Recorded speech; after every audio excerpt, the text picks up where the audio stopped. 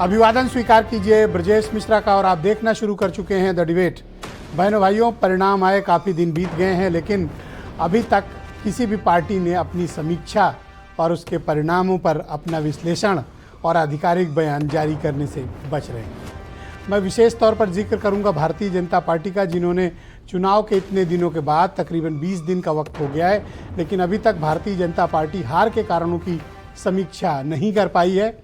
अभी भी वो ग्राउंड से रिपोर्ट जमा कर रही है, लेकिन इस बीच पार्टी में तमाम तरीके के बयान आ रहे हैं जो पार्टी के संगठन के अनुशासन को कई बार बहुत प्रभावित कर रहे हैं। भारतीय जनता पार्टी चुनाव में उसका परफॉर्मेंस, हार के कारण सहयोगी दलों का परफॉर्मेंस और आला कमान का लखनऊ से लेकर दिल्ली तक खामोश रहना, इन सब मसलों को लेकर उत्तर प्रदेश में राजनीति गर्म है। आज चर्चा इसी विषय पर। बहनों भाइयों, परिणाम आए, 20 दिन बीत गया और आज से संसद भी शुरू हो गई है। लोकसभा के सदस्यों का शपथ ग्रहण भी शुरू हो गया है। मंत्रिपरिषद ने आज शपथ ली है और उत्तर प्रदेश के सांसद कल लोकसभा में शपथ लेंगे। बहनों भाइयों, 20 दिन का वक्त बीत गया, लेकिन उत्तर प्रदेश में सबसे ताकतवर पॉलिटिकल पार्टी की हार, उसके कारणों की समीक्षा 20 दिनों में नहीं हो पाई है। क्या ऐसी बात है जो भारतीय जनता पार्टी में अब तक 20 दिन का वक्त लग गया और समीक्षा नहीं हो पाई है?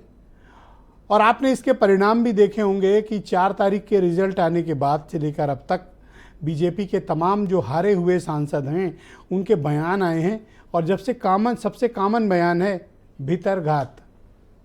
आपसी झगड़े भी हुए हैं कई जगह समीक्षा बैठकों में। कारण क्या है? और आज ओम प्रकाश राजभर से मिलने बीजेपी के अध्यक्ष भूपेंद्र चौधरी खुद गए और वो कल जेपी नड्डा से मिलने दिल्ली भी गए थे। क्या चल रहा है भारतीय जनता पार्टी के भीतर?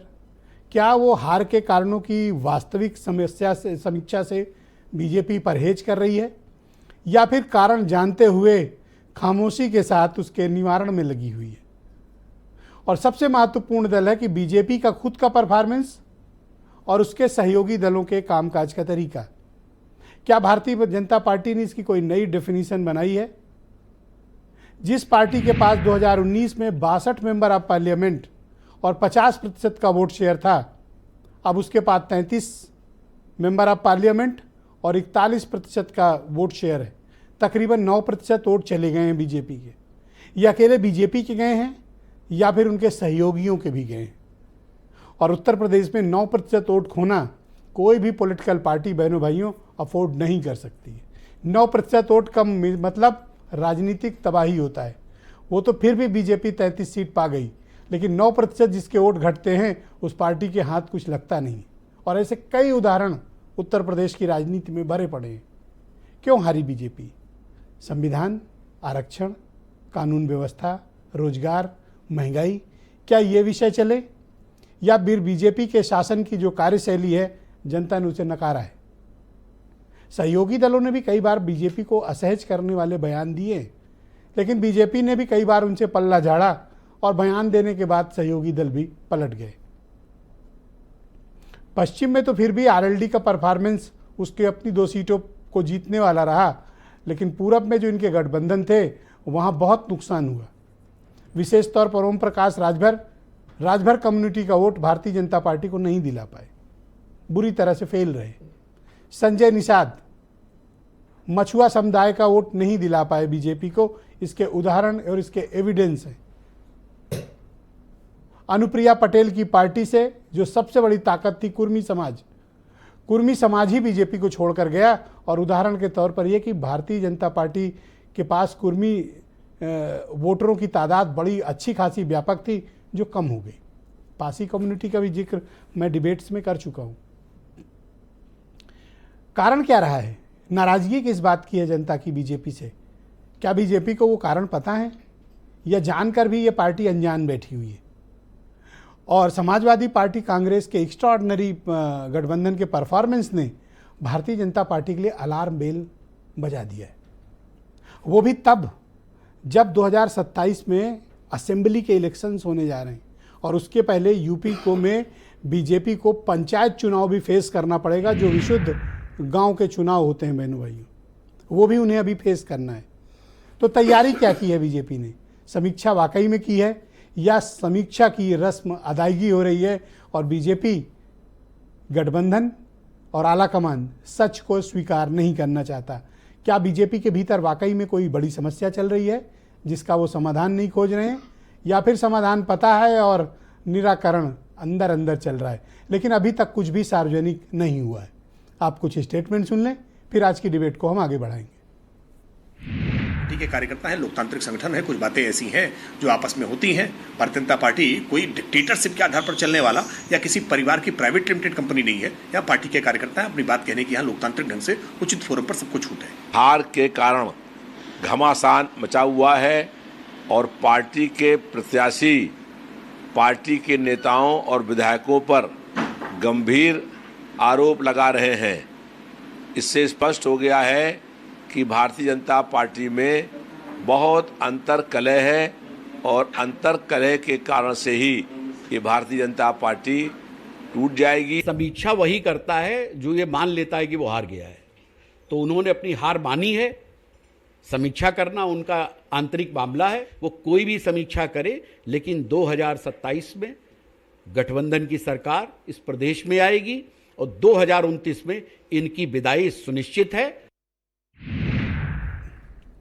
तो आज की परिचर्चा को आगे बढ़ाते हैं। समीर सिंह उत्तर प्रदेश में भारतीय जनता पार्टी के प्रवक्ता हैं, अनूप संडा समाजवादी पार्टी के प्रवक्ता हैं, अनिल दुबे राष्ट्रीय लोकदल से मेरे साथ मौजूद हैं, डॉक्टर उमा शंकर पांडे उत्तर प्रदेश में कांग्रेस कमेटी के प्रवक्ता और यूपी के बहुत ही जाने माने राजनीतिक मामलों के एक्सपर्ट जर्नलिस्ट हेमंत तिवारी जी भी मेरे साथ मौजूद हैं और वीरेंद्र सिंह जी हमारे स्टेट हेड। आप सभी का धन्यवाद इस कार्यक्रम में मेरे साथ सम्मिलित होने के लिए। समीर सिंह जी, मैं आपसे जानना चाहता हूं कि अब तक 20 दिन बीत गए, अब तक आपकी पार्टी ने आधिकारिक रूप से समीक्षा का कोई परिणाम जारी नहीं किया कि बीजेपी को इतनी करारी शिकस्त का सामना क्यों करना पड़ा? देखिए ब्रजेश जी, 2-3 बातें कहूँगा और एक निवेदन भी करूँगा। सवाल ज़्यादा होता है तो समय भी देंगे तो अच्छा रहेगा, कम से कम हम अपने पार्टी का पक्ष रख पाएंगे। देखिए, हर चुनाव को हम चुनौती के रूप में मानते हैं। हमारे नेता, हमारी नीति, हमारे संगठन का आधार, उसके दम पर हम चुनाव में जाते हैं। हम अपने सहयोगी दलों के साथ चुनाव में गए, हम जहां जीते और जहां हारे, हम प्रत्येक चुनाव में अपने संगठन की सभी गतिविधियों का, हमारा संगठन का चुनाव होता है, हमारी सदस्यता होती है, हमारा कार्यक्रम होता है, हम चुनाव लड़ते हैं, हम जीत और हार दोनों की समीक्षा करते हैं। जब हमारा वोट प्रतिशत बढ़ता है तो भी समीक्षा करते हैं, जब घटता है तो भी समीक्षा करते हैं। निश्चित रूप से इस बार हमारे अनुरूप उत्तर प्रदेश का रिजल्ट नहीं आया। देश के अंदर कई सारे राज्यों में बहुत अच्छा परिणाम आया है। हम सब जगह, हम कार्यकर्ता दल होने के नाते, कार्यकर्ता आधारित दल होने के नाते हम सब इसकी समीक्षा भी करते हैं और जो कमी बेसी होती है उसका सुधार करते हैं और फिर आगे का रास्ता हम तय करते हैं। उसी के नाते एक कम समय में हम लंबे समय तक सरकार में हैं, जनता की सेवा करके, जनता के दुख सुख को बांट के, उनके सहयोग करके, लोक कल्याणकारी योजनाएं चला के हमारे नेताओं का प्रभाव समाज के अंदर बढ़ा है। हमारे नेताओं पर जनता का विश्वास है, समाज का विश्वास है और हम बड़े पैमाने पर। अब हार के 2-4 कारण भी तो बता दो। विश्वास तो पूरा बता दिया, नहीं कुछ मोटा मोटी तो आकलन किया होगा। ब्रजेश जी, हम हार की भी समीक्षा करते हैं, हम जीत की भी समीक्षा। क्या हो गया गड़बड़? हम कहीं भी ऐसा नहीं है कि हम ये स्वीकार नहीं कर रहे हैं कि नहीं हमको सीट कम मिली। हमको 33 सीटें मिली, हमको उम्मीद नहीं थी 33 की। हम इसके पहले अच्छा परफॉर्मेंस किए थे, हम 62 सीट पाए, 72-73 सीटें पाए, हम इस बार 33 पाए। किसी जमाने में हम 10 सीट भी पाए थे उत्तर प्रदेश के अंदर। नहीं, हम कारण पता कर रहे हैं और हम कारण पता करते हैं, फिर उसको ठीक करते हैं, उस पर हम आगे बढ़ते हैं और उस दिशा में हम आगे बढ़ रहे हैं। हम हमेशा आगे बढ़ते हैं और हम जनता का भरोसा, पार्टी के फिंगर टिप पे हर चीज रहती हो, कार्यकर्ता 20 दिन बीत गया और आपको पता ही नहीं कि इसको टाइम में मत बांटिए ब्रजेश जी। ये कोई ऐसा नहीं है कि हम गए 3 दिन में। ये कोई समाजवादी पार्टी थोड़ी है, कांग्रेस पार्टी थोड़ी है, ये परिवार की पार्टी नहीं है, ये विचार की पार्टी है। हम राजनीतिक क्षेत्र में आए को ये देखिए, हम सत्ता के लिए नहीं आए। 1947 में देश आज़ाद हुआ, श्यामा प्रसाद मुखर्जी जी उस अंतरिम सरकार के हिस्सा थे और उन्होंने उस सरकार को छोड़ के अलग पार्टी बनाई। किस लिए? देश के लिए। हमारा नारा था 2 प्रधान 2 विधान नहीं चलेगा। जम्मू कश्मीर के सवाल पर उन्होंने आपने प्राणों की आहुति दी। हमने जम्मू कश्मीर के अंदर 370 खत्म किया, हमारे एजेंडे में था। आपको इस बात को स्वीकारने में कोई परहेज है कि आपसे कोई गंभीर चूक हुई है? नहीं ब्रजेश जिसकी जी, वजह से 9% नहीं वोट चला गया। ब्रजेश जी, निश्चित रूप से मैं कहा नहीं स्वीकार कर रहा हूं, हम हमेशा स्वीकार, मैं तो यहां तक कह रहा हूं कि यही उत्तर प्रदेश है जब कभी हमको 10 सीट मिली थी, यही उत्तर प्रदेश है, कभी हमको 73 सीट। हम तो हर जनादेश को स्वीकार, हम कोई समाजवादी पार्टी और कांग्रेस अच्छा, थोड़ी इतनी है लड़ाई झगड़ा क्यों हो रहा है? कि झंझट क्यों हो रहा है? जनादेश का अपमान करते हैं। हम ये नहीं झंझट करते क्यों हो ब्रजेश रहा है जी। आपकी पार्टी नहीं, में? कोई झंझट नहीं है ब्रजेश जी। और राजू दास के साथ क्या हो गया अयोध्या में कांड? नहीं देखिए, वो अलग विषय है, और हमारे पार्टी की चर्चा करेंगे तो वो अलग विषय। राजू दास नहीं है पार्टी में? नहीं, पार्टी का विषय अलग है, राजू दास का और वहां जो हुआ उसका विषय अलग है। अच्छा, एक उस मेंबर पर ऑफ कभी पार्लियामेंट चर्चा जो करेंगे चुनाव तो हारे उस पर हैं, भी कर मिनिस्टर, लेंगे, लेकिन आज की चर्चा जो कर एक रहे हैं पूर्व उस पर- मंत्री हारे हैं जो चुनाव, संजीव बालियान, वो कह रहे हैं सीबीआई की जांच कराओ।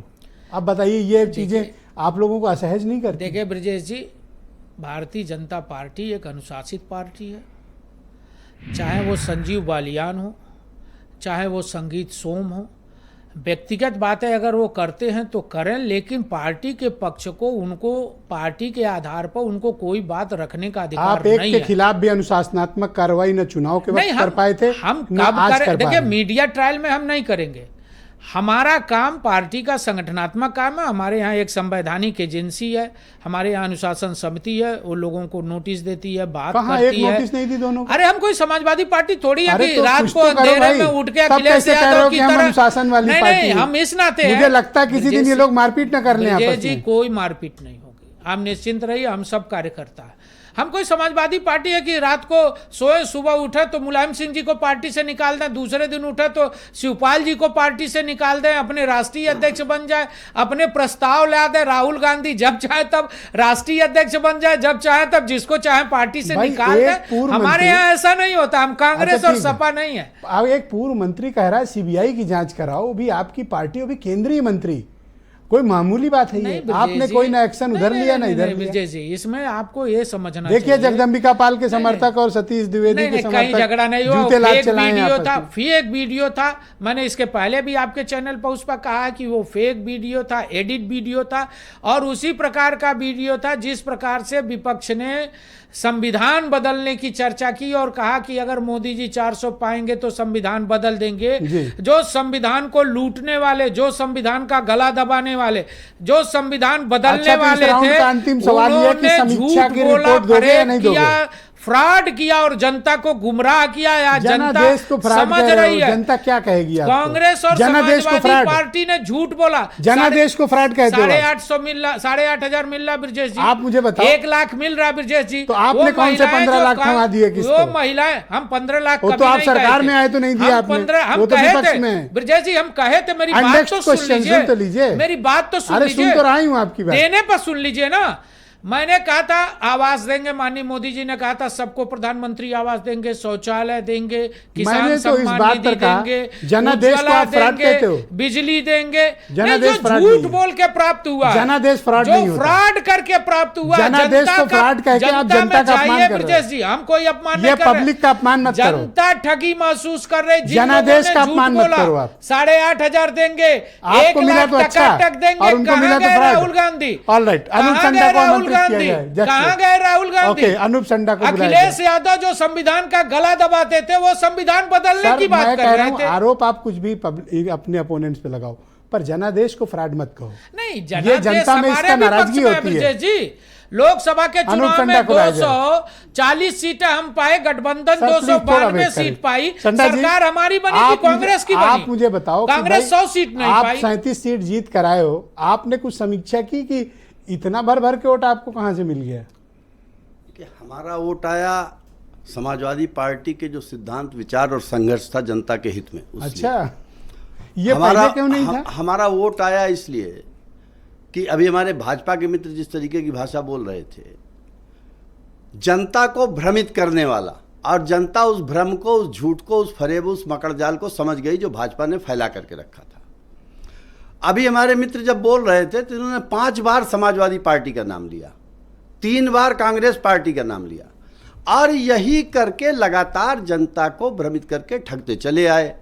इस बार जब अहंकार इनका इतना बढ़ गया कि इनके प्रत्याशी सभाओं में कहने लगे कि हम संविधान में संशोधन की शक्ति चाहते हैं, फिर झूठ, जब फिर झूठ। अरे हाँ, मैंने तो explain आपको कर नहीं लेंगे, टोका आपको समीर दूंगे, जी। हाँ।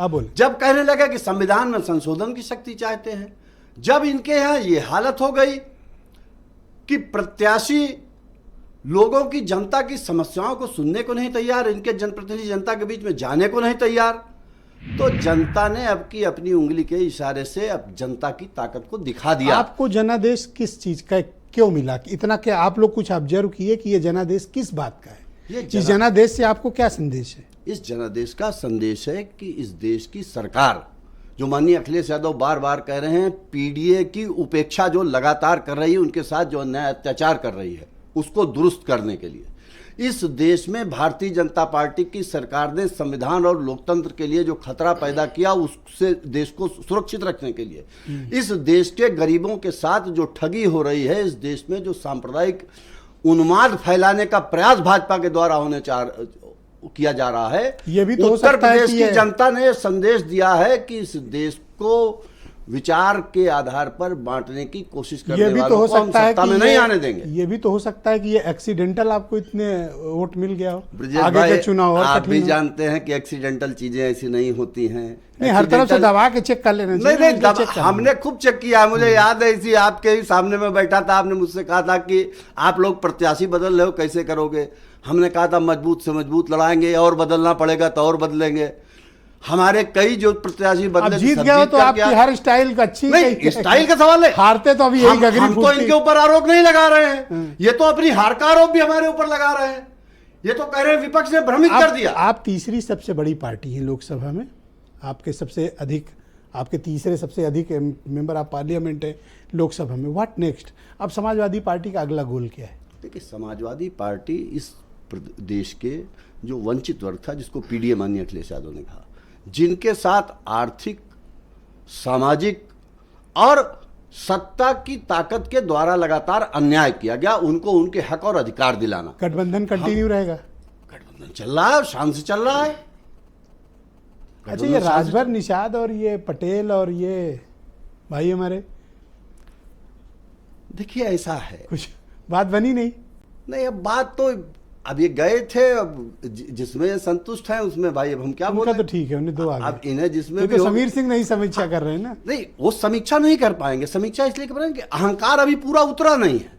और लाइट सर, शुक्रिया। मैं उमाशंकर पांडे जी को, उतरेगा तब जी बहुत सच्चाई समझ में शुक्रिया। आएगी। उमाशंकर पांडे उत्तर प्रदेश में कांग्रेस कमेटी के प्रवक्ता हैं। पांडे जी, स्वागत आपका और धन्यवाद। कांग्रेस कुछ कारण खोज पाई कि जिसके पास संगठन भी नहीं था उत्तर प्रदेश में ठीक ठाक, आज उनके पास 6 मेंबर ऑफ पार्लियामेंट जीत कर आए हैं। आपने इससे क्या सीखा? आपको जो जनता ने जनादेश दिया वो किस बात के लिए दिया है, और कांग्रेस आगे क्या करने वाली है उत्तर प्रदेश में? ब्रजेश जी, देखिए, कांग्रेस पार्टी ने आदरणीय राहुल गांधी जी के नेतृत्व में जनता के मुद्दों पर लगातार विपक्ष में रहते हुए काम किया, और जनता को इस बात का भरोसा था कि राहुल गांधी जी जो कह रहे हैं वो सच साबित हो रहा है, और राहुल गांधी जी जो वादा करते रहे हैं उस वादे को तत्काल सरकार बनने के बाद लागू करते रहे। और इन सब कारणों को देखकर राहुल गांधी जी पर उत्तर प्रदेश के साथ साथ देश की जनता का भरोसा बढ़ा। 10,000 किलोमीटर की यात्रा के बाद राहुल गांधी जी की लीडरशिप को देश की जनता ने स्वीकार किया, और इसलिए कांग्रेस पार्टी का जनादेश उत्तर प्रदेश के साथ ही पूरे देश में लगातार बढ़ रहा है। और जहां जहां वो विधानसभाओं के चुनाव हो रहे हैं, वहां भी कांग्रेस पार्टी का परफॉर्मेंस लगातार आप ये कहना चाहते हैं कि राहुल दूसरी गांधी बात की आपने फेस वैल्यू बात पर की, अधिकांश वोट मिला गठबंधन को?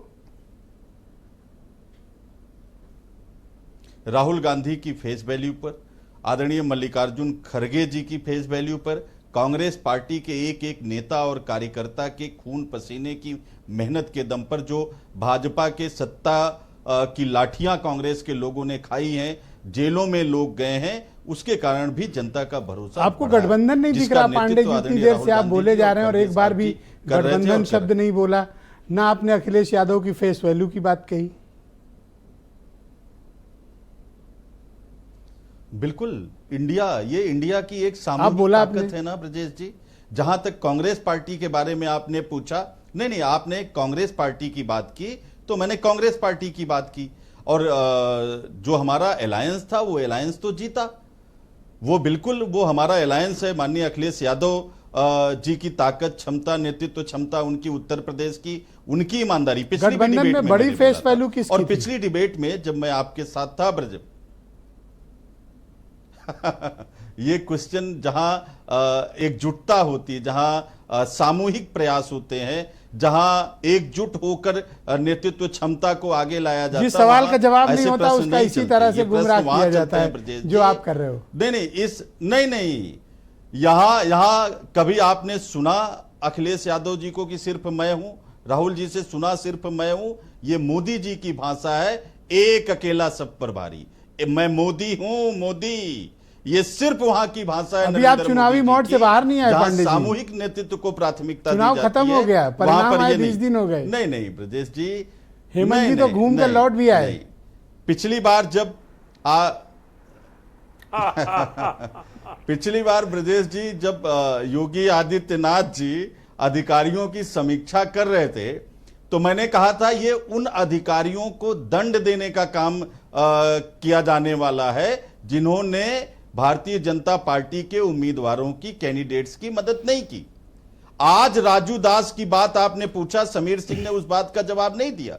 समीर सिंह ने राजू दास आप ने क्या जवाब आरोप दे दो, लगाए अगर थे, राजू दास से जिसपे आपको उनकी इतनी और डीएम मोहब्बत की है, बहस हुई। जिनको मुंह भर भर के आप भद्दी भद्दी बात कहते थे डिबेट में, आज राजू दास के लिए आपका दिल में नहीं, मतलब बेचैनी है। मैं नहीं, मेरे लिए ऐसे क्या कहते हैं व्यक्ति के लिए मेरे पास अच्छे शब्द बिल्कुल नहीं है राजू दास के लिए। तो क्यों इमोशनल हो वो रहे थे? आदमी संत नहीं है, असंत आप है। उदाहरण तो लेकिन- संजीव बलियान का भी दे सकते थे, आप सुन राजू लीजिए दास का दे ब्रजेश रहे जी, हो। मैं समीक्षा नहीं, चूंकि आपने पूछा इसलिए मैं जवाब दे रहा हूं। मैं राजू उस दास आदमी का ने नहीं कहा पूछा। कि प्रशासन ने यहाँ मदद सब नहीं गवाही की। देने को यही तैयार बात हैं, तो आपने मैं अपनी उस दिन मर्जी भी से कह नाम रहा था। दिया। नहीं, आपने राजू दास का प्रश्न उठाया, राजू दास के मैं बारे में इनसे आपने उठाया था समीर ना, सिंह आपसे से थोड़ी। पूछा। राजू उस दास पर आपके मैं यहाँ जवाब थोड़ी हैं। दे रहा हूं कि उन्होंने कहा कि प्रशासन ने मदद नहीं की, और मैं उस दिन भी यही बात कह रहा था। जी। आज जो समीक्षा अब हो रही है, जो योगी जी कर रहे थे, वो अधिकारियों को एक सजा सवाल देने और के लिए पुख्ता रहे कर थे। लेना चाहता हूं, और मैं ये डिबेट जो में पहले भी समीक्षा पूछ चले चुका हूं। जिसमें क्या कांग्रेस प्रेजेंट जो उसके पास स्टेट लीडरशिप है अजय मैं राय के खत्म नेतृत्व में, उसके साथ आगे बढ़ेगी, या फिर संगठन का विस्तार देंगे और कुछ इसमें बदलाव लाएंगे? नहीं, देखिए, जहां तक अजय राय जी का प्रश्न है, उन्होंने नरेंद्र मोदी जी को बनारस में नाकों चने चबवा दिए। उतरना पड़ा, पैदल भागना पड़ा नरेंद्र मोदी जी को, लोगों के पैर पकड़ने पड़े, पैर छूने पड़े, तब जाके किसी तरीके से 1,50,000 से जीत पाए। राहुल अगर गांधी यही जी 4 एहसास लाख होता वोटों ना से जीत रहे हैं, बीजेपी तो को, उत्तर प्रदेश की तो जनता इतना का अंतर नहीं ये आता पांडे संदेश- जी। यही तो नहीं पता चल पाया नहीं, था कि मार्जिन घट रहा है, जी। वरना विफट कर लेते हो। थैंक यू, हमारे साथ जुड़े रहिएगा। दूसरे नहीं, चरण में आपको फिर मौका दूंगा। नहीं, अब आपके दोस्त अब अनिल लोग दुबे तो को मैं मान के बुलाना चल रहे चाहता थे वो हार हूँ। के चले, धन्यवाद लेकिन पांडे मेरी जी, वो बात शुक्रिया। रह गई। दुबे जी, स्वागत आपका, धन्यवाद हमारे साथ जुड़ने के लिए। मैं आपसे जानना चाहता हूं कि सहयोगी दल आपका तो चलो 2 सीट आपने जिता दी, जीत भी ली आपने अपनी, लेकिन बाकी सहयोगी दल का परफॉर्मेंस क्यों कमजोर रहा? आप लोग कुछ आकलन कर पाए? देखिए ब्रजेश जी, बाकी सहयोगी दल वो अपनी समीक्षा करें, ये उनका आंतरिक मामला है कि वो क्यों हारे, कहाँ पे क्या चूक रह गई। तो मैं समझता हूँ कि लोग कर भी रहे हैं, भारतीय जनता पार्टी कर ही रही है। जो और सहयोगी दल रहे हैं उनके अंदर जो कमियां, वो अपनी कमियों को की समीक्षा करेंगे। जहाँ तक हमारी बात है, हमें 2 सीटें गठबंधन में हमें मिली थी, हमने दोनों सीटें जीती। और पश्चिमी उत्तर प्रदेश में हमारे नेता माननीय जयंत चौधरी जी जो है घूमे, पश्चिमी उत्तर प्रदेश में उन्होंने आप जनसभाएं कितनी की। सीट पे लड़े? हम तो 2 सीट पर लड़े। कम से कम 30 डिबेट में आपने मुझसे ये कहा, और दर्शक गवाही देंगे कि 80 सीट पे लड़ रहे हैं। हम 80 पे आज लड़े। अनिल दुबे बयान से पलट गए नहीं, हैं अनिल और दुबे- कह रहे हैं 2 सीट पे नहीं, लड़े थे। ब्रजेश जी, अनिल दुबे कभी बयान तो से नहीं कहिए कि पलटे। 80 सीट पे लड़े नहीं, थे। 80 पर लड़े, 80 पर तो आप समर्थन क्यों कह रहे किया। हो 2 पे लड़े? 80 पर तो हमने समर्थन किया। लड़े, 78 आपने लड़े वाला बोला था। नहीं, वो लड़ना बात से और बदलो समर्थन दुबे। करना दोनों एक आप ही बात जुबान है। वाले आदमी हो। नहीं, लड़ना समर्थन जुबान करना एक वाले ही बात आदमी है। हो आप। नहीं, हम आप ही की बात, चलो आप ही जीत गए कि हम 80 पर ओहो, लड़े। आपको कोई हराना मकसद थोड़ी है। आप अगर खुश हो, सच्चाई वाली बात अगर आप बताना। उसी में खुश हो तो हम 80 पर लड़े।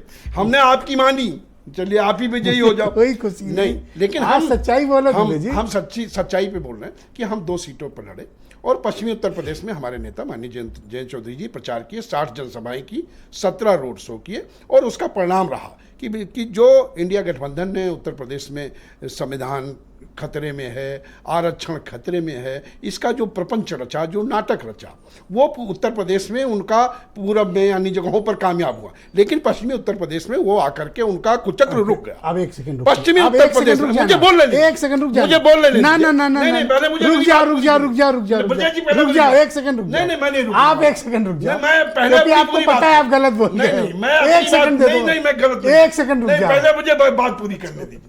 ये उस गलत बोले अभी मैं उस साबित कुचक्र करूंगा। को हमने रोकने का काम किया। कहाँ रोका? पश्चिमी उत्तर प्रदेश एक में जगह रोका। बताओ। आप बताइए कहाँ नहीं रुका? मैं बताऊं? नहीं आप बताओ ना, कहाँ नहीं रुका? बोलने तो पश्चिमी दो। उत्तर प्रदेश में एनडीए अरे जीता बोल है। दो मुझे। कुछ सीटें किन्हीं कारणों से हारे, लेकिन पश्चिमी उत्तर प्रदेश नहीं में रोक पाए। एनडीए मैं उदाहरण दे रहा हूं। विजय हासिल किया। मुजफ्फरनगर नहीं अब आप 2 जगह पर अभी कहोगे अरे रुक जाओ, मुजफ्फरनगर और कहना ना, बोल- पश्चिमी उत्तर प्रदेश में अरे मेरठ बोलने आता है। तो दो। अरे पहले प्रदेश जी मेरी बोल तो लेने सुन, दो। पहले ये सुन तो लीजिए, फंस गए। मैं आपकी सुन लूंगा। पश्चिमी उत्तर प्रदेश में मेरठ आता है, पश्चिमी उत्तर प्रदेश में बागपत आता है, पश्चिमी उत्तर प्रदेश में नोएडा आता है, पश्चिमी उत्तर प्रदेश में गाजियाबाद आता है, पश्चिमी उत्तर प्रदेश में बुलंदशहर आता है, पश्चिमी उत्तर प्रदेश में हाथरस आता है, पश्चिमी उत्तर प्रदेश में अलीगढ़, मथुरा, ये सब सीटें आती हैं। आप बताइए कहाँ नहीं है? आप पूछो, आप पूछ लो।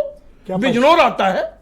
क्या पश्चिम उत्तर प्रदेश में सहारनपुर आता है? नहीं मैंने जवाब देते चले। नहीं सबर से सुना हूँ हाँ आपको। तो बिल्कुल आता है? हाँ बिल्कुल आता है। नगीना आता है? हाँ आता है। मुजफ्फरनगर आता हाँ है? हाँ बिल्कुल है। कैराना आता है? हाँ आता है, मैं तो स्वीकार कर रहा हूँ ना। तो ये क्या हुआ? और नहीं, संभल आता है? नहीं मुरादाबाद आता है? नहीं तो वो भी- रामपुर आता है? नहीं, उसी की तो समीक्षा क्या ये कर हुआ? रहे हैं, उसी के तो हमारे मित्र जो है समीक्षा कर रहे हैं। आपकी समीक्षा होनी नहीं चाहिए। हमारी समीक्षा हम कर रहे हैं, हमारी समीक्षा से नहीं, हमारे कार्यकर्ताओं ने प्राण से जो है मदद। तो इस बात को कहने में कोई गुरेज है जो इनके यहाँ चाकूबाजी किए हैं बलियान और संगीत? ये उनका आंतरिक मामला आपको है। बुरा लगा ना? नहीं, सीबीआई ये- जांच कह रहे हैं कराओ। ये कोई उनका बात हुई? ये उनका आंतरिक मामला है। आपको क्या लगता है? नहीं उनके लोगों ने, अब वो तो खुला ही है, वो दोनों लोग एक दूसरे पर आरोप लगा रहे हैं, वो ये जांच करेंगे ना, हम थोड़ी ना करेंगे। हमारा हमसे इससे हमारे नुकसान तो हुआ ना? हमारे कार्यकर्ता, इससे नुकसान हुआ कि नहीं नुकसान तो होता ही, जब लड़ेंगे तो नुकसान होगा, इसमें कौन सी बात है, वो तो जग जाहिर है। लेकिन वो हमारा विषय नहीं है, हमारे ऊपर हमारे कार्यकर्ता की बात बताइए, आप उठाइए, ये उठाओ, मैं ये कोई जो उठाऊं। इतनी गिनाएं कहाँ? नहीं, बीजेपी के लिए कुछ ये कर ही कोई, नहीं पाए। अरे भाई आप पुलिस को जाइए। अच्छा सुन लो, नोएडा आपका एहसान नहीं, पहले से जीते हैं। गाजियाबाद अरे आपका भैया एहसान ये नहीं, कह दो कि जो है बुलंदशहर ये, आपका अब आप एहसान कह नहीं, दो कि पहले जो जीते। बाकी जो है, बाकी कहाँ जो है क्या रह आगरा गया? वो पहले भाई, जीते, रिजल्ट सीकरी उनके रिजल्ट पास आप थी। देखिए ना। अब अमरोहा पे थोड़ा क्रेडिट ले भाई, लो, आप- भैया चलो कुछ अरे और मिल गया। अमरोहा जीते, कहाँ नहीं और जीते? कोई नहीं आप अरे भाई जहाँ जब आप अपना जीत के निकल लिए नहीं, दुबे जी। हमने अपनी अच्छा भी मैं जीती हेमंत और तिवारी जी बोल रहा नहीं, हम गलत नहीं बोलते ब्रजेश जी। अरे सब अब जान लो। आपको कमी ही निकालनी है, आपको ये देखना है कि अब बस मैं हम कह दूं दूसरे कि नोएडा की सीट कमी ये कमी जिताए निकालनी है। अच्छा हेमंत जी से पूछवाऊं? नहीं हेमंत जी तो बिल्कुल सही बोलते हैं, आप देख लीजिएगा। मैं क्या गलत बोला। बोलता हूं। नहीं ठीक आप तो है, फंसाने हेमंत की जी। बात करते हो। अच्छा मैं फंसाता हूं नहीं आपको। नहीं आप तो ढूंढा करते हो बहाना कि कैसे जो है दुबे जी को फंसाया जाए। आपको तो एक ही काम है, जो काम वो भी नहीं करते आपके, हम इंडिया गठबंधन वाले, वो आप पूरा करते हो। आपकी समीक्षा करते हैं। वो जो उनको बोलना चाहिए वो भी आप ही बोलते हो। ठीक दुबे जी, अरे हेमंत तिवारी जी बताओ, कह रहे हैं नोएडा, गाजियाबाद, बुलंदशहर का हाथरस का क्रेडिट हमें दे दो, क्या मैं इन्हें दे दूं दुबे जी को? अब अलायंस में रहने का इतना तो एक सांकेतिक लाभ तो प्राप्ति होता है, तो आप खारिज भी नहीं कर सकते कि इनका योगदान नहीं रहा, क्योंकि इनका दावा है कि जाट जहाँ हैं वहाँ चौधरी जयंत हैं। तो जाट तो इन सभी जिलों में पाए जाते हैं, तो और बाकी गठबंधन में हैं तो हानि में भी हिस्सा है, लाभ में भी हिस्सा है। वो तो एक नैतिकता की बात है। ये अलग बात है कि कितने समय तक नैतिकता सीमित रहती है, ये इतिहास इसका गवाह है, उस पर टिप्पणी करना। आप मुझे बताओ हेमंत जी, क्या आप समीक्षा कर पाए इन 20 दिनों में कि बीजेपी की 9% वोट और उसकी 30-32 सीटें कहाँ चली गई, क्यों हुआ ऐसा? मैं ब्रजेश जी आपके साथ इस बात को कई बार डिस्कस कर चुका हूं और मैं फिर वही बात दोहरा रहा हूं, क्योंकि मेरा अपना ऑब्जर्वेशन जो ग्रास रूट लेवल पर था वो यही था। जैसे अभी जो अगर हम समीर जी की बात करें, यानी भारतीय जनता पार्टी या उनके सहयोगी दल की बात करें, अगर उन्होंने अफवाह फैलाई और झूठ बोला तो आप उसको ग्राउंड लेवल पर खारिज क्यों नहीं कर पाए? मेरा मानना है कि आपके शीर्षस्थ नेता, जो देश के सबसे बड़े नेता हैं, जो देश के तीसरी बार प्रधानमंत्री बने हैं, जिनका सबसे बड़ा चेहरा था, जिनका प्रभाव आज भी बहुत व्यापक है, मैं मानता हूं सबसे अधिक है, ये भी मानता हूं, नरेंद्र मोदी जी ने इस बात को जरूर खारिज करने की कोशिश की, तमाम मंचों से कोशिश की, कम से कम तीसरे चौथे चरण के बाद तो बहुत खुल करके कोशिश की और उसको एक अलग स्वरूप में प्रस्तुत करने की कोशिश की। लेकिन जब जौनपुर के टीडी कॉलेज के मैदान पर 10,000 8,000 लोगों की भीड़ में आपका सबसे बड़ा चेहरा इस बात को कहता है कि ये झूठ है, तो आप इस बात को अपने ग्राउंड लेवल पर क्यों नहीं ले जाते हैं? आपकी जो सबसे बड़ी फोर्स है, सबसे बड़ी ताकत आपका वर्कर है, जिस पे आपको नाज है, वहां तक ये बात क्यों नहीं पहुंचती और वो इस बात को जनता के बीच में क्यों नहीं क्लैरिफाई कर पाते हैं? इसके कारण का पता लगाना ज्यादा जरूरी है। उनमें स्पार्क क्यों नहीं था उन वर्कर्स में, जिन वर्कर्स के दम पर आपने 2014, 2017, 2019, 2022 में विपक्ष को शून्य पे गिरा दिया, चारों खाने चित किया। वो वर्कर्स क्यों, उनमें इतनी गतिशीलता नहीं थी, चैतन्य क्यों नहीं था, इतनी फुर्ती क्यों नहीं थी, उत्साह क्यों नहीं था, उनमें कौन सी दिक्कत थी, डिमोरलाइज्ड क्यों थे? ये पता करना ज़्यादा जरूरी है, क्योंकि जब आप दुनिया की सबसे बड़ी पार्टी होते हैं, देश की सबसे बड़ी पार्टी होते हैं, तब आपको सबसे बड़ी चिंता कमांडर के साथ ठीक, आपने संविधान, आरक्षण, कार्यकर्ताओं की उदासीनता चाहिए। ये रोजगार और महंगाई भी मुद्दा था या नहीं था? ये बहुत बड़ी चीज थी। देखिए बेरोजगारी, महंगाई उतना बड़ा मुद्दा नहीं बन पाया। मैं पिछले कई इलेक्शन से देख रहा हूं कि ये मुद्दा नहीं बन पाता है, नहीं बन पाता है। जब प्याज के दाम आसमान पे छूने लगते हैं और दाल के दाम बढ़ जाते हैं, ये भी मुद्दा नहीं बन पाता। मुद्दा देखिए जातीय गोलबंदी की लड़ाई थी। उत्तर प्रदेश जैसे राज्य, हमको नहीं लगता है कि बहुत निराशाजनक क्षण है कि जातीय गोलबंदी के जो तिलिस्म है इससे बाहर निकल पाएंगे। जातीय गोलबंदी की लड़ाई में अखिलेश यादव ने दिमाग से काम किया। जो मैथमेटिक्स उन्होंने प्लान किया था उसको उन्होंने एक्सप्लोर किया। क्लैरिटी और दीजिए जमीन तक को बात गई। ये सहयोगी दल जो बीजेपी के थे, ये up to the mark performance क्यों नहीं कर पाए? ये इतने बुरी तरह फेल क्यों रहे? आरएलडी को एक छोड़ दें कि वो अपनी 2 की 2 सीटें जीते, बाकी दलों में इतनी क्यों समस्या उत्पन्न हो गई? मैं मिसाल के तौर पर राजभर, निषाद और अनुप्रिया पटेल की पार्टी का जिक्र करना चाहता हूँ। जी ब्रजेश जी, मैं बता दूं आपको, ये क्षेत्रीय दल जो है जाति आधारित दल हैं, जातियों पर बनी हुई इनकी पार्टियां हैं और जातियों पर ही ये राजनीति करते हैं, उन्हीं के बीच राजनीति करते हैं। लेकिन जब जातीय गोलबंदी बड़ी हो जाती है, जब ये हो गया कि पिछड़ा और अगड़ा की लड़ाई होगी, अखिलेश यादव को पता था कि कांग्रेस से गठबंधन करने के बाद दलित आकर्षित होगा, मुसलमान आकर्षित होगा, इकट्ठा आएगा। और ये भी बता दूं, ये गठबंधन भी बहुत जरूरी था अखिलेश यादव के लिए, खाली कांग्रेस के लिए नहीं, क्योंकि इस बार दलित और मुस्लिम ये देख रहा था बहुत अच्छे निगाह से कांग्रेस की ओर। तो इसीलिए बड़ी मुश्किल हालातों के बावजूद गठबंधन हुआ, उसका लाभ उन्हें मिला। तो ये जो गोलबंदी हुई इंडिया गठबंधन की, बीजेपी अभी उस सदमे से उभर पाई है या नहीं उभर पाई है, या बीजेपी इस सच को स्वीकारना नहीं चाहती जो जनादेश आया है? मैं आपको फिर बता रहा हूं, बीजेपी को अल्टीमेटली उसी लाइन पे जाना पड़ेगा। अगर अखिलेश यादव को रोक नहीं पाए तो अखिलेश यादव बहुत आसानी के साथ 2027 में उत्तर प्रदेश में सरकार बना लेंगे गठबंधन के साथ का, अगर ऐसे ही परिणाम रहे। और ऐसा परिणाम रोकने के लिए आपको फिर उसी जातीय आधार पर जाना पड़ेगा। आपको ओबीसी और दलित लीडरशिप को तवज्जो देनी पड़ेगी, सरकार से लेके संगठन तक। अरे और क्या दे दे बीजेपी, सब तो दिया हुआ है, इनको आपको और आगे क्या बढ़ाना पड़ेगा। बीरेन जी भी आ गए हैं। हेमंत जी, मैं चाहता हूँ बीरेन जी के भी कुछ कमेंट्स आ जाएं, मैं नेक्स्ट राउंड में आपके बाकी ओपिनियन को सम्मिलित करूंगा। बीरेन जी, क्या गड़बड़ी हुई? आपको क्या लगता है कि बीजेपी ने सच का सामना किया या नहीं किया? दूसरा विषय सहयोगी दल है, और तीसरा बीजेपी के भीतर की जो रार है आपसी, वो बहुत सार्वजनिक हो रही है और कई जगह बीजेपी के लिए बड़ी अपमानजनक और असहज करने वाली है। देखिए, जब कोई टीम जीतती है तो उसका श्रेय भी कैप्टन लेता है या जो लोग होते हैं महत्वपूर्ण वो लेते हैं, और जब कोई टीम हारती है तो उसका श्रेय भी किसी न किसी को लेना पड़ता है, जिम्मेदारी आती है। ये ज़रूर है कि 4 तारीख को चुनाव परिणाम आए थे और बीजेपी अभी दिल्ली में ज़्यादा व्यस्त है, लिहाजा उसने उत्तर प्रदेश की ओर रुख नहीं किया है। इधर जिलों में जो समीक्षाएं चल रही हैं उसमें ये बात साफ आ रही है कि विधायकों के, नेताओं के भीतरघात की वजह से लोग हारे हैं। कई जगह कैंडिडेट न बदलने पर भी हारे हैं, लेकिन उसको उतनी प्रमुखता नहीं मिली है। और इसी भीतरघात के चलते बैठकों में मारपीट हो गई, सहारनपुर में भी मारपीट हुई, सिद्धार्थनगर में हो गई, और इसके अलावा कई सारी घटनाएं, फैजाबाद में राजू दास वाला मामला आ गया, और एक मामला आया जब राजनाथ सिंह आ रहे थे उससे पहले नीरज बोरा का, कि चुनाव वाले दिन उनको पुलिस वालों ने बेइज्जत किया। अभी ये सब चल रहा था, परसों राकेश त्रिपाठी को भी पुलिस वालों ने काफ़ी बेइज्जत किया। तो बीजेपी में एक तरह से कहा जाए तो इस समय नेताओं के जो अपमान की स्थिति है वो थोड़ी ज़्यादा बढ़ी हुई है। ब्रजेश जी, जो ये बीजेपी सीटें हारी उसका अनुमान उसको भी नहीं था। अयोध्या में तो भाजपा का सब कुछ लूट गया, बचा नहीं कुछ, क्योंकि ये राष्ट्रीय स्तर तक मामला चला गया, अंतर्राष्ट्रीय हो गया। अब अखिलेश यादव भी इतनी सीट जीत जाएंगे भाजपा के खिलाफ, तो ये भी उन्होंने नहीं सोचा होगा। तो ये जो लहर थी, अंडर करंट था, इसको ये लोग नहीं समझ पाए। इस बात को तो जानना और समझना होगा। लेकिन इतना ज़रूर है कि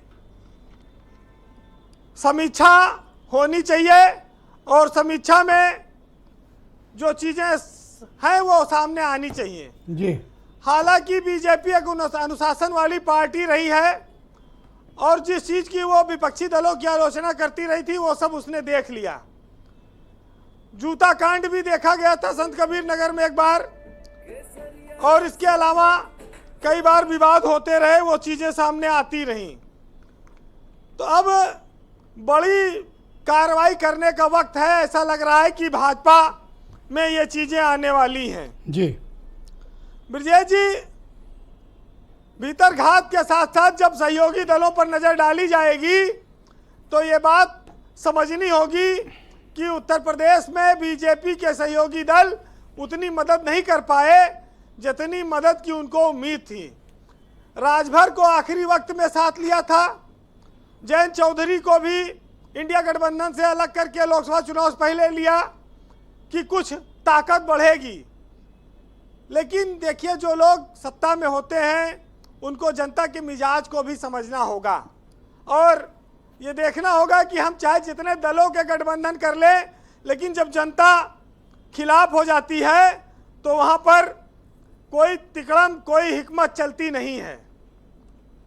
वैसे 10 साल से सत्ता में रहने का जो एंटी इनकम्बेंसी थी, जो संविधान का मामला था, आरक्षण का मामला था, उसमें बीजेपी हारी। लेकिन बीजेपी एक और चीज में हारी, जो उसने 400 का नारा दे दिया। हर आदमी को लगा कि हमारे यहाँ सांसद तो बेकार है, ये जीते न जीते, मोदी ने 400 कहा, जीत ही जाएंगे। ब्रजेश जी, अगर आप कहें तो एक छोटा सा किस्सा सुना दूं। हाँ, चूंकि जल्दी करिएगा। ये महिलाएं जो होती हैं वो मेकअप की बड़ी शौकीन होती हैं, तो वो मेकअप के लिए बहुत बड़ा बड़ा काम छोड़ देती हैं। और वैसे हुआ बीजेपी के साथ। हुआ क्या कि 2 सहेलियां बहुत दिनों बाद मिली, तो उन्होंने, पहली सहेली ने कहा कि अब ये बताओ कि तुम्हारे पति के सामने की 2 दांत टूटे हुए हैं, तुमने क्या देख के शादी कर ली? तो उसने कहा कि क्या बताऊं बहन, जब 2020 में ये आए थे देखने, तब उस समय कोरोना चल रहा था, मुंह पे मास्क लगा हुआ था, तो दांत देख नहीं पाई, दांत टूटा था। और फिर जब शादी का समय आया 2023 में, तब भी कोरोना चल रहा था, तो जिला प्रशासन ने कहा कि शादी के लिए केवल 2 घंटा की अनुमति है। तो अब ऐसे में बताओ कि हम 2 घंटा अपन ब्यूटी पार्लर में मेकअप कराते कि आदमी का दांत देखते? तो अब टूटे दांत के साथ ही गुजारा करना पड़ रहा है। तो ऐसे ही हाल जब 400 पार का नारा हो गया, तो वो देखें कि हमारा सांसद किसी काम का नहीं है, कोई बात नहीं, देश का लक्ष्य देखना है, उस चक्कर में ये लोग रह गए जी। बहरहाल, एक साहित्यकार ने लिखा है, थोड़ा आज समझने वाली बात है कि खत के छोटे से तरासे में नहीं आएंगे, गम बहुत ज़्यादा है लिफाफे में नहीं आएंगे, और छोटे से वक्त में ये बात नहीं हो सकती, दर्द इतना है कि खुलासे में नहीं आएंगे, और उसकी कुछ खैर खबर हो तो बताओ यारों, हम किसी और के दिलासे में नहीं आएंगे। और जिस तरह आपने बीमार से रुखसत ली है, ये साफ है कि अब जनाजे में नहीं आएंगे। बहुत शुक्रिया वीरेंद्र जी, आपका बहुत बहुत धन्यवाद ग्राउंड जीरो से जुड़ने के लिए, अपने फीडबैक और पॉलिटिकल ऑब्जर्वेशन हम तक पहुंचाने के लिए आपका धन्यवाद। बहन भाइयों, द्वितीय चरण इस परिचर्चा का प्रारंभ करते हैं। मेरे साथ समीर सिंह मौजूद हैं, यूपी में बीजेपी के प्रवक्ता हैं। अभी आपने हेमंत तिवारी जी का ऑब्जर्वेशन सुना होगा, कई उन्होंने महत्वपूर्ण बिंदुओं का उल्लेख किया। क्या उन बिंदुओं से भारतीय जनता पार्टी और आप सहमत हैं? नहीं, देखिए विजय जी, दो बातें मैं कहूँगा। एक तो हेमंत जी अनुभवी पत्रकार हैं, जो कह रहे हैं, हम भी, हमारी पार्टी भी बातचीत कर रही है। हम जो भी कम, मैंने पहले ही प्रारंभ में कहा कि हमसे जो कमियां रह गई होंगी हम उसको आगे ठीक करेंगे। लेकिन मैं देख रहा हूं कांग्रेस और समाजवादी पार्टी के लोग जो मुंगेरी लाल के हसीन सपने देख रहे हैं। मैं कुछ चीज़ें आपको ध्यान में लाना चाहता हूं, इनके भी लाना चाहता हूं। 2017 में समाजवादी पार्टी और कांग्रेस का गठबंधन था, दोनों युवराज बुरी तरह पराजित हो गए। 19 बसपा के साथ गठबंधन था, पराजित हो गए। 22 में हम दोबारा सरकार बनाए अपने नेता और अपनी नीति और अपने संगठन के दम पर।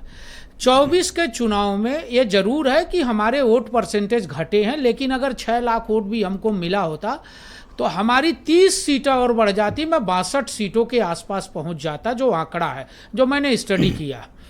हाँ, ये जरूर है कि 8% घटी है, हम उसकी तलाश कर रहे हैं, हम हार की तलाश नहीं कर रहे हैं, हम उस 8% वोट घटने की तलाश कर रहे हैं कि क्यों घटा। रही बात इनके मुंगेरी लाल हसीन सपने देखने की, तो मैं याद दिलाना चाहता हूँ 2004 में समाजवादी पार्टी को 35 सीट मिली थी, और 2007 में विधानसभा का चुनाव हुआ तो बहुजन समाज पार्टी ने सरकार बना लिया। और ये पीडीए की बात करते हैं, 12 से 17 कौन सा पीडीए चलाए, एक सवाल का जवाब नहीं देते। संविधान की बात करते हैं, हाई कोर्ट पर हमला कर रहे थे। और मैं पूछना चाहता हूँ 2-3 उदाहरण। इनके सुल्तानपुर में इन्होंने गोरखपुर से एक प्रत्याशी ले आके लड़ाया, वो सुल्तानपुर का रहने वाला भी नहीं है। किसकी बात कर रहे हैं? रामभुआल निषाद की, वो गोरखपुर का रहने वाला है। मेनका गांधी तो वहां की होंगी, सुल्तानपुर की नहीं। मेनका गांधी तो पहले से वहां सांसद थी। मैं ये विषय नहीं कह रहा हूं, मैं ये कह रहा हूं कि ये जो पीडीए के लिए इन्होंने किया क्या। अखिलेश यादव के 12 से 17 के कार्यकाल को देखिए, अब्बा जान और चच्चा जान की पुर्ची से नौकरी मिलती थी, गुंडों का राज था, माफियाओं का राज था, पूरी सारी भर्ती आयोग, ये एक्सीडेंटल भ्रष्टाचार की भेंट थी। ये एक्सीडेंटल है, निश्चित रूप से एक्सीडेंटल है। ये किसी काम पर नहीं आए। अखिलेश यादव ने कोई काम किया हो 5 साल में, बता दीजिए। घर से निकले हो तो बता दीजिए। नहीं, सो रहे थे, घर से निकले हो तो बता दीजिए। कहीं संघर्ष किए हो तो, जैसे धोखा, वही तो कह रहे हैं कि जनता को जो इन्होंने बताया, कांग्रेस ने कहा 8,500 देंगे, कांग्रेस कार्यालय पर महिलाओं की लाइन लग गई। वो जो फार्म इन्होंने रात को अंधेरे में बांटा था, वो फार्म लेके महिलाएं कांग्रेस कार्यालय 1 लाख के लिए इंतजार कर रही हैं। अरे मैं तो कह रहा हूं अभी ज्यादा दूर ना जाइए, दिल्ली के अंदर हारने के बाद आम आदमी पार्टी ने इनसे अपना रास्ता निकाल लिया। मैं तो कह रहा हूं चलो साहब, जो आपने वादा किया, आपकी सरकार कर्नाटक में वही दे दीजिए। कर्नाटक में आपकी सरकार है, जो आपने चुनावी घोषणा पत्र में वादा किया था वही दे दीजिए। अच्छा, ये दुबे जी कह रहे थे कि नोएडा, गाजियाबाद, बुलंदशहर सब जिताए और हारी सीटों का ये जिक्र करने को तैयार नहीं। नहीं ब्रजेश जी, देखिए हम अपने सहयोगी, कुछ ज्यादा बोल गए। नहीं, हम अपने सहयोगियों के साथ करें। निश्चित रूप से जयंत चौधरी जी हमारे साथ आए, हमको फायदा हुआ फायदा। हम नुकसान और फायदा दोनों साथ रखते हैं। जयंत के आने से नुकसान नहीं, निश्चित फायदा हुआ। हर व्यक्ति से फायदा होता है, एक एक आदमी से फायदा होता है। राजनीतिक दल में हम कोई समाजवादी पार्टी थोड़ी है, सबको निकाल के पार्टी में अकेले रहे। तो नोएडा जिताने क्रेडिट दें इनको? नहीं, 80 सीट पर लड़ने का क्रेडिट है इनको। नहीं, 2 जीते, उसके लिए उनको 2 लड़ रहे थे अपनी पार्टी से, वो जीते। इनसे लाभ हुआ आपको? नहीं, निश्चित लाभ है। हम कोई खाली कैसे, थोड़ा तर्क दो, कैसे लाभ हुआ इनसे? आप ऐसे सीट, मैं कह रहा हूं फिर कि आप सीटों, हम 293 सीटें पाके नरेंद्र मोदी जी देश के तीसरी बार प्रधानमंत्री बने। जो 100 सीट भी नहीं पाई वो कांग्रेस हमें ज्ञान दे रही है। जो 35 सीट पाई, 37 सीट पाई समाजवादी पार्टी, वो हमें ज्ञान दे रही है। और हम 240 सीट पाके, ब्रजेश जी बस 30 सेकंड, हम 240 सीट पाके हमको बता रहे हैं कि साहब ये हार गए। ये तो मुंगेरी लाल के हसीन सपने हैं। एक्सीडेंटल जनादेश है। ये अहंकारी लोग हैं, ये जनता का भी अपमान कर रहे हैं, जन भावनाओं को समझना नहीं चाह रहे हैं। अभी मैं तो आश्चर्यचकित हूं। आप भी तो कहते थे बरगला लिए बरगला लिए, वो थोड़ा सा ज्यादा टाइट वर्ड बोल रहे हैं। टाइट वर्ड नहीं, अहंकार किसका है? समीर भाई मेरी बात पूरी जा, मेरी बात पूरी जा, अहंकारी का, मेरी बात पूरी हो जाती है, मैंने आपको तो कहा, मेरी बात पूरी हो जाती है, ये तो दिख रहा, मेरी बात पूरी हो जाती है, ये तो दिख रहा। अभी भाषा की मर्यादा किसके पास? सुल्तानपुर के माननीय सांसद श्री रामभुआल निषाद जी के स्थानीयता पे सवाल उठा दिया। उसके पहले वरुण गांधी जी 2009 में सुल्तानपुर सांसद थे, तब इनको ख्याल नहीं आया, दिल्ली से आकर के हो गए। 2014 में मेनका जी आकर के दिल्ली से हो गई, तब इनको ख्याल नहीं आया स्थानीयता। हेमा मालिनी जी बम्बई से आ गए, मथुरा में, वो ख्याल नहीं आया। और जितिन प्रसाद जो है शाहजहां पीडीपी को इनको ख्याल नहीं आया। आप बीच में टोकेंगे, आप हमको बोलने नहीं देंगे, तो क्या मैं आपकी बात सुनूंगा? अगर आप अपने बात नहीं रखना, आप बोलो, करनी पड़ेगी, आप बोलो। और जो मुंगेरी लाल के हसीन सपने की बात कर रहे हैं, आप रुकोगे? अहंकारी लोग, एक मिनट रुक जाओ। रावण के रास्ते पर चलकर के अहंकार और गुंडागर्दी आपकी पार्टी के मन में, हमारे मन में नहीं है। गुंडाई करने वाले लोग करना जानते हैं, ईवीएम को गाली नहीं देंगे, ईवीएम को गाली नहीं देंगे, दे दीजिए गाली ना। ये जनता पे सवाल कर रहे हैं। आप बताइए, अयोध्या की समीक्षा में डीएम क्या जरूरत थी? अयोध्या की समीक्षा में डीएम में कहा है, ये सच्चाई है। सरकार की ये डीएम से पूछ रहे हैं कि चुनाव क्यों हार गए? ये इनका लोकतंत्र है, पार्टी की ये इनका संविधान है, यही आपका झूठ है, के भविष्य यही आपका झूठ है। कायम वो सरकार की समीक्षा थी, वो पार्टी की समीक्षा नहीं थी, यही झूठ है समाजवादी पार्टी का। इस देश के विभाजन की शक्तियों को सम्मानित करने वाले लोग, में गोली चलाने वाले, हत्यारों को माला पहनाने वाले लोग, आज तो पानी भर गया अंदर मंदिर में। आज आकर के लोकतंत्र में बात कर रहे हैं, ओके, गुंडागर्दी में बात कर रहे हैं। बस एक सेकंड रुकिए। इनका मुंह काला कर दिया जनता ने, इनका मुंह काला कर दिया जनता ने, कैसे? इनका मुंह काला कर दिया, इनका मुंह काला हो गया।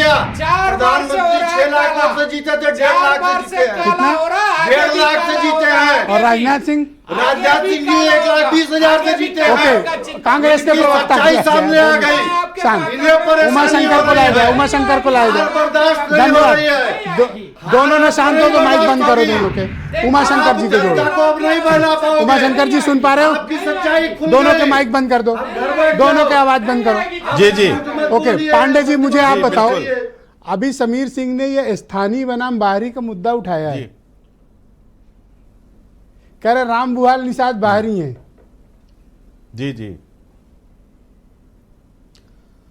देखिए, इनका स्थानीय और बाहरी परिवारवाद ये सब इनके जुमले हैं, और मैं तो इस बात में आश्चर्यचकित रहता हूं कि कितनी बेशर्मी से भाजपा के लोग परिवारवाद और अंदरूनी बाहरी लोकल ये सब बातें करते हैं। मुझे बेशर्मी तुम करते हो, मैं नहीं करता हूँ, पहले सुनो के लोग करते हैं। एक करके आराम से बात करो, आराम से बात। अरे बेशरम आदमी, चुप रहो। अरे कैसी भाषा बात करो, गलत बात। दोनों लोग शांत रहो, गलत बात, कैसी बातें करते हो? बेशरम, गलत बात, कैसी बात? अरे कैसी भाषा? हेमंत जी को लाया जाए, हेमंत जी को। अरे कैसी भाई, पांडे जी शांत रहो। ओके, हेमंत जी को लाओ स्क्रीन पे। भाई हेमंत जी, क्या तो इन लोग में सब्र नहीं है भाई? ये लोग तो समीक्षा भी नहीं करना चाहते आपस में। हेमंत जी, क्या स्थानीय बनाम बाहरी का मुद्दा चला? मैं सवाल का जवाब दूं, मैं सवाल का जवाब दूंगा। पहले इन लोगों से हाथ जोड़ के निवेदन है कि भाई साहब, इस डिबेट की बड़ी मर्यादा है, बड़ी गरिमा है, कृपया उसको बहाल रखने में सहयोग करें। हाथ जोड़ रहा हूँ जी। हेमंत जी कंटिन्यू। जी ब्रजेश जी बताएं ना, एक सेकंड बोलने दीजिए हेमंत जी को। हाँ हेमंत जी कंटिन्यू। हेमंत जी आप मुझे बताओ क्या बाहरी बनाम स्थानीय का मुद्दा चला है? कांग्रेस प्रवक्ता की ठीक ओके थी। चलिए आप बोलिए, हेमंत जी बोलिए, हेमंत जी बोलिए आप अगर कांग्रेस प्रवक्ता की भाषा आप एक सेकंड हेमंत जी बोलने दो। हाँ बोलिए आप बोलिए, कोई विषय नहीं था, बोलिए बाहरी विषय कोई विषय नहीं था। नहीं, भाषा इस की मर्यादा। इलेक्शन में आप एक सेकंड रुको, हेमंत जी बोलिए, जातीयता का एक सेकंड मुद्दा रुको, चला। हाँ हेमंत जी बोलो आप। जातीय गोलबंदी का मुद्दा चला। इस पूरे इलेक्शन में बाहरी और भीतरी का कोई इशू नहीं रहा। इस इलेक्शन में पूरी तरीके से जातीयता का मुद्दा चला, जातीय गोलबंदी चली, उम्मीदवार की जाति क्या है ये चला। और जिसने होशियारी दिखाई उम्मीदवारों की जाति में, मैं फिर कह रहा हूं कि election from the day one पिछड़ा बना मगड़ा हो गया था। जब मुझे मालूम है कि हमारी तो कुछ जो मुकम्मल जातियां 2022 हैं, तो में हम क्यों बीजेपी नहीं ने इसको हेमंत जी फिर जो बढ़त पिछड़ा अख्तियार लड़ाई की करते? थी समाजवादी पार्टी या दूसरे अलायंस के खिलाफ, काफी बढ़त ले ली थी, वो बढ़त अचानक से ये 2 साल के भीतर कैसे खो दी? जी, अब यही तो बड़ा प्रश्न है, ये तो बीजेपी को तलाशना होगा इस बात का जवाब। लेकिन मैंने आपसे पिछले जवाब में एक बात कही थी कि इनकी जो सबसे बड़ी ताकत है, इनका जो वर्कर है, उस वर्कर में स्पार्क नहीं था। इस बार उस वर्कर में वो अकेले गतिशीलता नहीं वर्कर थी। कैसे ब्रजेश दोषी? जी, आप देखो अगर यूपी उसमें सरकार के गतिशीलता 16 होती- मंत्री अपनी अपनी विधानसभा हारे हैं। नहीं, केंद्र के 7 मंत्री यूपी में चुनाव हार गए, इनकी भी तो रिस्पॉन्सिबिलिटी फिक्स होगी। जी, मैं यही अकेले तो कह रहा वर्कर हूं। का उदासीन या तो वर्कर उनके पे क्या विधायकों, ठीक रहा बोलना? सांसदों से नाराजगी रही हो। वर्कर ही तो ताकत है, वर्कर ही जिताता था। नरेंद्र मोदी का चेहरा और वर्कर की ताकत, यही सबसे बड़ी शक्ति रही है 2014 के बाद भारतीय जनता पार्टी की, न सिर्फ उत्तर प्रदेश में, पूरे देश में, खास तौर से हिंदी हृदय प्रदेश में, चाहे यूपी हो, चाहे बिहार हो, चाहे राजस्थान, मध्य प्रदेश या छत्तीसगढ़ हो, यहां ये बात चलती थी। लेकिन इस बार नहीं चली। नरेंद्र मोदी का चेहरा भी उतना अच्छा, स्वीकार्य आपका नहीं आकलन हुआ। क्या कहता है कि ठीक ये है, जो अभी सबसे सहयोगी बड़ा दल चेहरा है, पॉलिटिक्स का है, बीजेपी लेकिन इनके साथ कंफर्टेबल और कंटिन्यू करेगी, या फिर इनके साथ थोड़ा सा कुछ टाइट देखिए- रहेगी बीजेपी? देखिए, ऐसा है कि जब आप असेंबली जैसे इलेक्शन में जाते हैं तो जातीयता एक बहुत बड़ा इशू हो जाता है। जाति आधारित दल है, इनको छोड़ नहीं सकते हैं, इनके साथ कंफर्टेबल होना ही पड़ेगा अगर आपको उत्तर प्रदेश की कुर्सी। आप सोचिए, जरा सा सोचिए, भारतीय जनता पार्टी जब समीक्षा करेगी राष्ट्रीय स्तर पर तो उसको इस बात का जरूर मलाल होगा कि यही उत्तर प्रदेश है जो जीत का रास्ता दिखाता है, दिल्ली की गद्दी दिखाता है। इसी उत्तर प्रदेश से 35-34 सीटें और मिल जाती जो एक्सपेक्टेड थी। हाँ, तो आज बहुमत आ नरेंद्र जाता मोदी है। को किसी नीतीश कुमार बहुमत और को किसी रोका तो चंद्रबाबू यूपी नायडू ने। के मैं भरोसे पे सहमत नहीं हूं रहना आपकी पड़ता। जी, मैं अनिल दुबे को आज थोड़ा आजादी के साथ हेमंत जी बस कुछ सुनिश्चित वक्त रूप बचा से- है, मैं आपका समय हेमंत जरा अनिल दुबे जी को देना चाहता हूँ। दुबे जी, उपचुनाव आ गए हैं जी 10 सीटों पर है, मीरापुर लड़ोगे? नहीं, मीरापुर तो लड़ेंगे, वो तो हमारी सीट आई है। तो एक ही ना बस? नहीं, एक तो हम लड़ ही रहे हैं, बाकी बात अरे करेंगे। और कौन सी आपकी है? नहीं, बाकी बात करेंगे, गठबंधन में बात करेंगे, यहाँ थोड़ी करेंगे। वो हमारे नेता बात कर रहे हैं। आपको आपकी तो मीरापुर है ना बस? नहीं, हमारी मीरापुर है क्या? अब एक ही रहेगी, बढ़ेगी नहीं क्या? वो तो बात करेंगे, बढ़ाने की भी तो बात करेंगे। तो बीजेपी की सीट अपनी क्यों दे देगी आपको? नहीं, अब ये सीट अपनी और पराई थोड़ी होती है। जब गठबंधन में है तो गठबंधन लड़ेगा। तो आपकी तो एक ही है मीरापुर नहीं, ना? हम एक तो हम लड़े थे, वो तो हम लड़ ही रहे हैं।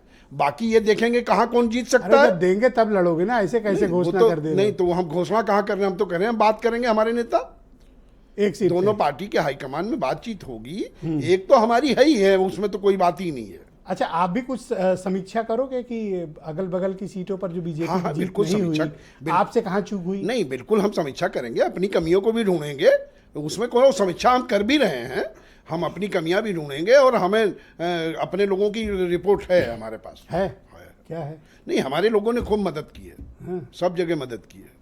तो फिर कहाँ समीक्षा का स्कोप नहीं बचा? तो, अरे तो फिर भी करेंगे, अगर कहीं कुछ कमी रही होगी तो उसमें ही तो अभी देखेंगे। तो कह दे रहा हूँ हमारे लोग रिपोर्ट की है। नहीं, हमारे लोगों को कहीं शिकायत नहीं आई है। दुबे जी को लगता है मैं इनको फंसाता हूँ, ऐसा नहीं है। सवाल पूछने का तरीका नहीं, होता है। सवाल आप पूछते उसको अदरवाइज क्यों नहीं, लेते हो? सवाल अब ये इतनी मीन में वहां भी निकाल लिया करो ना कि उनकी किसने कितनी सबसे सीट पूछा। जितवाई। आप वहां देख रहे हो, यही लोग आपस में झगड़ा कर लेते हैं। यही लाठी चलाते हो। नहीं, मैं सबसे पूछता हूँ। भाई, ये उत्तर प्रदेश का दर्शक भी देश का देखता होगा ना कि जो है मैं सबसे समीक्षा पूछा, केवल सबसे पूछा, अरे दुबे कोई जी, ऐसा नहीं बचा। बल्कि आज तो ब्रजेश समीर सिंह जी। से ज्यादा तीखे सवाल हुए। अच्छा कोई नहीं जिससे भाई, सवाल हेमंत नहीं जी हो की रहा सुन है। लीजिए। हाँ हेमंत जी, ब्रजेश भाई 10 सेकंड हेमंत जी, बस 10 सेकंड। अरे ब्रजेश भाई, जी जी जी।